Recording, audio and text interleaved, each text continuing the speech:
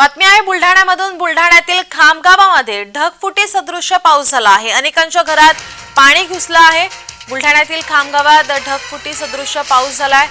मोठ्या प्रमाणात पाऊस आल्याने घरामध्ये पाणी घुसलंय। मध्यरात्री ढगफुटी सदृश्य पाऊस झाल्याने अनेकांची तारांब उडाली आहे। बुलढाणा जिल्ह्यातील खामगाव शहरात मध्यरात्री दरम्यान ढगफुटी सदृश्य पाऊस झालाय।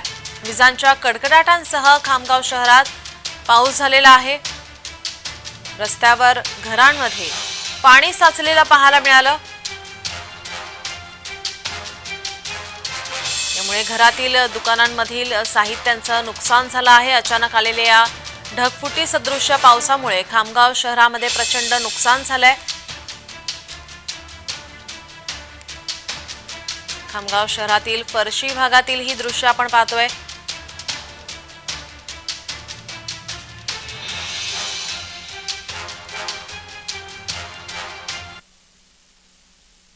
याचाच आढावा घेतला आमचे प्रतिनिधी प्रफुल्ल खंदारे यांनी। पाहूयात।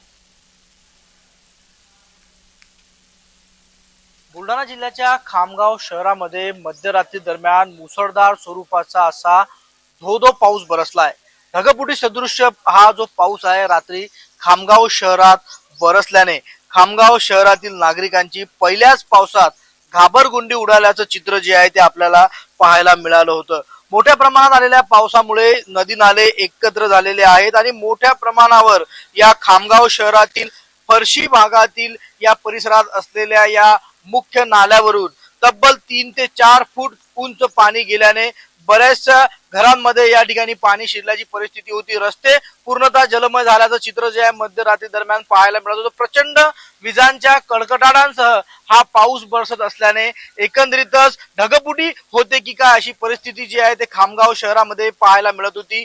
याच नाल्याहून रात्री दरम्यान मोठ्या प्रमाणात हा पूर जो आहे पहिल्या पावसाचा वाहून गेल्याने नागरिक मोठ्या प्रमाणात भयभीत झाले होते। त्यामुळे खामगावकरांना कधीतरी या संपूर्ण स्वच्छतेतून सुटका मिळेल का आणि खामगावकरांना येणाऱ्या पावसातून पुढे येणाऱ्या पावसातून या ठिकाणी नुकसानीपासून बचाव करता येईल का असा प्रश्न जो आहे खामगावकर विचारताना पाहायला मिळत आहेत।